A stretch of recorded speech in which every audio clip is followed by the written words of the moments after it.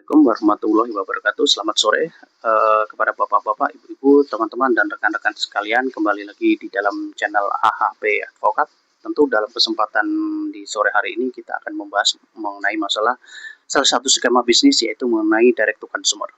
Jadi dari sisi ini tentu kita akan membahas mengenai bagaimana tinjauan aspek hukum di Indonesia terkait dengan skema bisnis ini. Jadi tentu di sini kami akan membahas mengenai model bisnis direct to consumer atau D2C dari perspektif hukum di Indonesia. Tentu topik ini menjadi sangat relevan karena semakin banyak perusahaan yang beralih dari model distribusi konvensional ke model direct engagement dengan konsumen, terutama melalui platform digital ya. Namun di sisi lain tentu perubahan model bisnis ini membawa konsekuensi hukum yang signifikan yang perlu kita pahami bersama. Oke, kita masuk kepada slide yang kedua. Di situ kita akan membahas apa itu skema bisnis daripada D2C ini. Di sini memang secara garis besar model bisnis D2C atau skema bisnis D2C ini adalah model bisnis langsung kepada konsumen tanpa perantara, serta hubungan hukumnya juga sifatnya itu langsung. Jadi D2C adalah model bisnis di mana perusahaan menjual produk atau jasa langsung kepada konsumen akhir tanpa melalui perantara seperti distributor atau retailer. Artinya apa di sini? Artinya di sini adalah hubungan hukum itu tidak lagi berlapis, melainkan langsung antara perusahaan dan konsumen. Konsekuensi lebih lanjutnya adalah seluruh hak dan kewajiban dalam transaksi melekat langsung kepada perusahaan sebagai pelaku usaha. Bagaimana mengenai masalah implikasi hukumnya? Tentu dari sisi hukum terdapat 3 implikasi utama, yaitu kita bicara di sini mengenai tanggung jawab langsung, kontrol data, dan tentu risiko yang lebih besar. Kalau dari sisi tanggung jawab hukum, ini tentu tanggung jawab hukum menjadi langsung kepada konsumen. Tidak ada lagi pihak perantara yang menanggung sebagian risiko. Yang kedua adalah perusahaan mengelola sendiri data konsumen sehingga timbul kewajiban perlindungan data pribadi. Dan ketiga adalah risiko hukum meningkat baik dari sisi sengketa, compliance maupun potensi sanksi yang akan dikenakan oleh pihak regulator. Nah, kalau kita bicara mengenai masalah regulasi utama di dalam slide ini, tentu model D2C ini tunduk pada beberapa rezim hukum yang sekaligus ya. Jadi ada beberapa rezim hukum, ketentuan-ketentuan, peraturan-peraturan ataupun kebijakan-kebijakan yang mengatur mengenai skema bisnis ini. Yang pertama kita akan membahas mengenai masalah dari sudut Undang-Undang Perlindungan Konsumen. Yang kedua adalah PP mengenai PMSE, Undang-Undang PDP, serta ketentuan yang diatur di dalam BI dan OJK. Nah, kalau kita bicara 4 hal tersebut ya. Yang pertama perlindungan konsumen, yang kedua adalah perdagangan melalui sistem elektronik ataupun e-commerce yang mengatur mengenai masalah PPMSE. Ketiga di sini kita juga membahas mengenai masalah perlindungan data pribadi, dan keempat juga mengenai BI dan OJK. Tentu ini kaitannya dengan regulasi daripada sistem pembayaran yang diawasi oleh Bank Indonesia dan OJK. Artinya di sini adalah D2C bukan hanya isu komersil tapi juga isu multi regulatory compliance ya. Jadi cukup banyak sekali ya peraturan-peraturannya. Dan di sesi ini kita akan membahas mengenai masalah regulasi daripada perlindungan konsumen. Jadi dalam konteks perlindungan konsumen, perusahaan wajib memberikan informasi yang benar, jelas, dan tidak menyesatkan. Di sini harga juga harus transparan termasuk biaya tambahan. Selain itu juga harus tersedia mekanisme refund atau pengembalian barang. Perlu dicatat di sini bahwa hukum Indonesia melarang klausula baku yang merugikan konsumen sehingga perusahaan tidak bisa sepenuhnya membatasi tanggung jawabnya ya. Jadi pertama ada beberapa hal di sini kita membahas mengenai masalah informasi yang jelas, harga itu juga harus transparan, ada ketentuan mengenai masalah refund serta larangan klausula yang merugikan.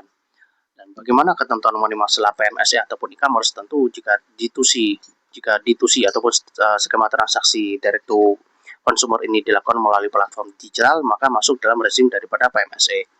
Perusahaan di sini wajib memiliki term and condition serta privacy policy. Identitas pelaku usaha juga harus jelas dan dapat diverifikasi. Selain itu juga setiap transaksi harus memiliki bukti elektronik yang sah. Hal ini penting untuk memastikan adanya enforceability jika terjadi sengketa. Jadi ada 4 hal yang dibahas di sini. Kita bahas mengenai masalah term dan condition, kita juga membahas mengenai masalah privacy policy, kita juga bicara di sini membahas mengenai masalah identitas usaha serta juga bukti transaksi itu sendiri. Kalau bicara mengenai masalah data pribadi, tentu ini masuk dalam rezim Undang-Undang Perlindungan Data Pribadi ya. Dalam model direct to consumer, tentu perusahaan mengumpulkan dan mengelola data konsumen secara langsung. Oleh karena itu, wajib ada persetujuan atau konsen dari konsumen. Penggunaan data harus memiliki tujuan yang jelas. Perusahaan juga wajib menjaga keamanan data dan memberikan hak kepada konsumen untuk mengakses ataupun juga menghapus data mereka. Risiko kebocoran data juga sangat serius karena dapat berujung pada sanksi administratif maupun juga reputasi.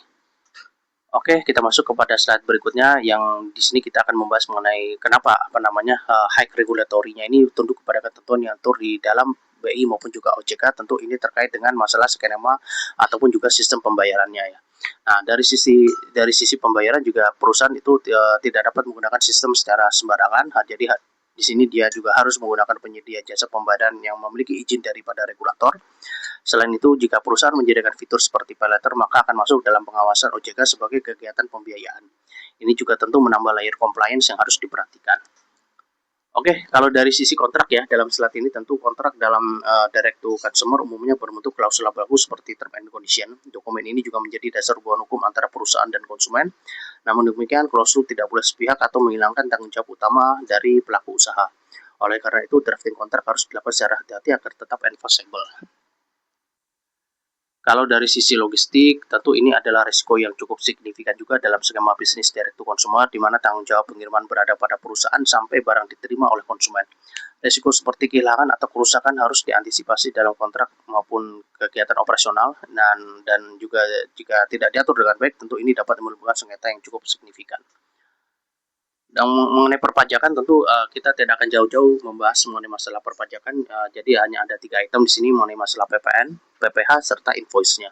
Dari sisi perpajakan juga perusahaan tetap memiliki kewajiban untuk memungut dan menyetor PPN atas penjualan. Selain itu ada kewajiban PPh sesuai ketentuan yang berlaku. Setiap transaksi juga harus didukung dengan bukti transaksi yang sah. Compliance pajak menjadi krusial karena sering menjadi area daripada audit regulator.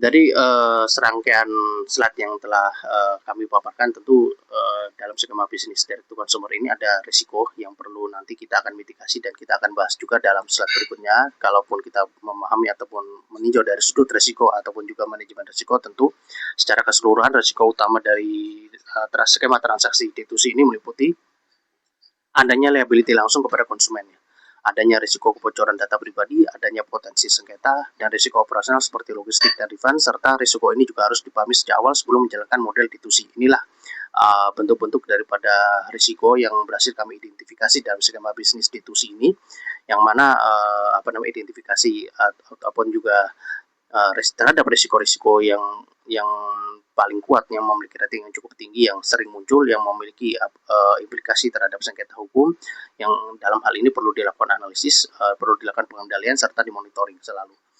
Nah, kalau kita bicara mengenai masalah identifikasi risiko terhadap beberapa hal yang telah kami sebutkan di atas, tentu di sini kita juga membahas mengenai masalah mitigasi. Untuk memitigasi risiko tersebut juga perusahaan perlu memastikan kepatuhan terhadap regulasi, adanya memiliki SOP pengaduan yang jelas, perlu membangun sistem keamanan IT yang memadai, dan menyusun kontrak yang kuat serta seimbang. Tentu pendekatan-pendekatan ini akan mengurangi eksposur hukum secara signifikan. Jadi ada 4 hal. Tentu kalau dari mitigasi, yang pertama harus ada sistem compliance yang kuat, SOP serta keamanan IT, dan kontrak yang kuat. Kuat di sini adalah maksudnya dapat dieksekusi, enforceable di sini maksudnya. Baik, Bapak-bapak dan Ibu-ibu sekalian, kita masuk di slide kesimpulan ya. Jadi sebagai penutup, skema bisnis D2C memang memberikan keuntungan berupa kontrak penuh atas bisnis dan margin yang lebih tinggi. Namun di sisi lain tanggung jawab hukum juga meningkat secara signifikan. Oleh karena itu keberhasilan D2C juga sangat bergantung pada kesiapan aspek legal dan compliance. Demikian Bapak-bapak dan Ibu-ibu sekalian pemaparan mengenai masalah skema bisnis direct to C ini. Sekian dan terima kasih. Kita lanjutkan dalam model skema bisnis yang lain dalam beberapa waktu ke depan. Oke, wassalamualaikum warahmatullahi wabarakatuh.